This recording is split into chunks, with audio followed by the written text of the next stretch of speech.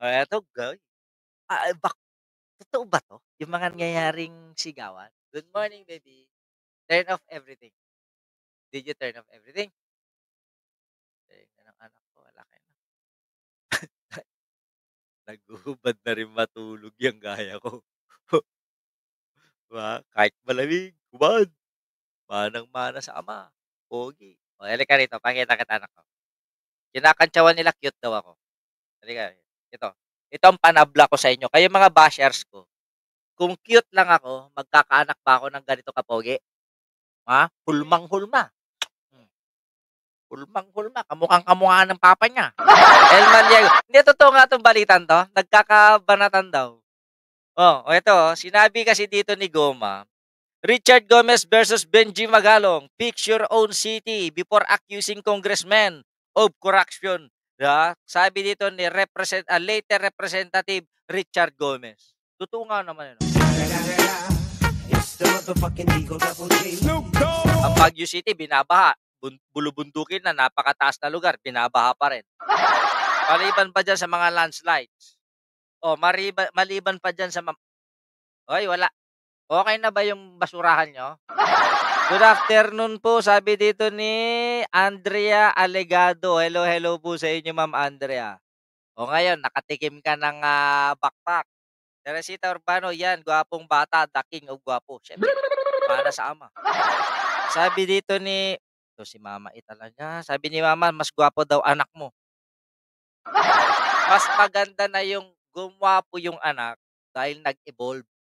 Ang tawag dyan, anong tawag mo doon? Yung parang homo sapiens, napunta ng tao. Ikaw yun. Ikaw yun. Evolvement of human. From erectus hanggang kay king. Yan yung pinangako ko kay Wendy. Nasabi ko, aayusin ko ang DNA nyo. Ang tanging pag-asa para gumanda ang lahi nyo, lahi ko. O yan, natupad. Tignan ninyo. Marami nga nakapila din eh. Inaayawan ko na lang. Linda Salazar, shoutout po ng Team Pogi. Mga katawa klaunay, apo kabsat ko na dito ni Andre Alegado. Di totoo.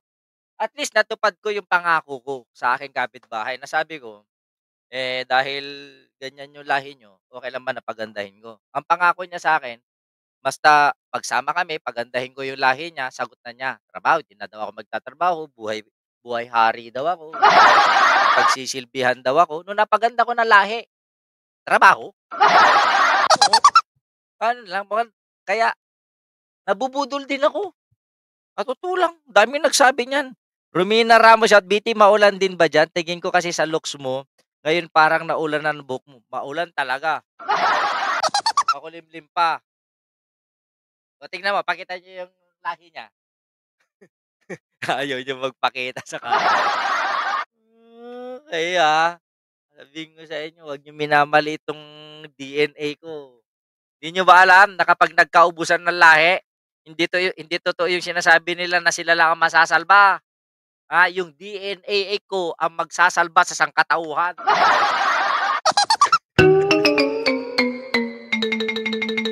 Na-balljack dito si Magalong. Magalong, where are you? Oy, ayusin mo muna daw yang siyudad mo bago ka magdadadakdak. Naungusan ka na ng Ormoc City. Ang tagal-tagal mo ng siyudad sa Pilipinas. Hindi mo pa napaayos. Panghuling term mo na. Puro ka pa rin kontrobersya. Puro ka pa rin dakdak sa social media. Hayop ka. Yan ang sabi ni Richard Gomez. Kaya itong si Bagalong may investigasyon man o wala, may Senado man o Kongreso, kung meron kang ebidensya, ipakita mo. Hindi lang yung dakda-dakda-dakdak. At hindi lang yan. Si IDG ka, alam mo naman yung proseso ng pagpa-file ng kaso, di ba? Kung may ebidensya ka na, may witness ka na, file na ng kaso. Abogado pa yung manugang mo. 'Di ba? Bakit kinakailangan mo pang humarap sa Kongreso? Exposure. Kupal.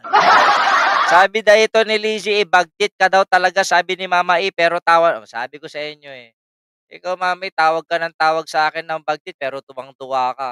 Ganyan din ang sabi sa'kin nung kapitbahay. "Bagtit ka nga talaga." Manang ngem idikwan, bumaybayag isut na bagtit ka niya ako. Kunana idigi kwa. "No, kung hindi ka lang mapapa sa akin JR magpapakamatay ako." Naawa ako. Ayoko naman yung may dala-dalang bigat sa puso ko, 'di ba?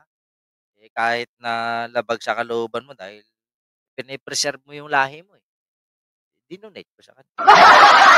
Maganda na nangyari sa panganay, ganda-ganda, talino pa, kumpleto. Abusado, humiling ng isa. Sabi, "Isa lang gusto ko dalawa." Gagawa tayo ng lalaki. Eh, siyempre ako walang anak na lalaki, 'di ba? Eh, binulan niya yung tatay ko. Eh, na sabi naman ng tatay ko, "Sige mag-anak pa kayo ng isa." Buti na lang naka-tsamba, pero hindi tsamba yun, dami naming pinutok.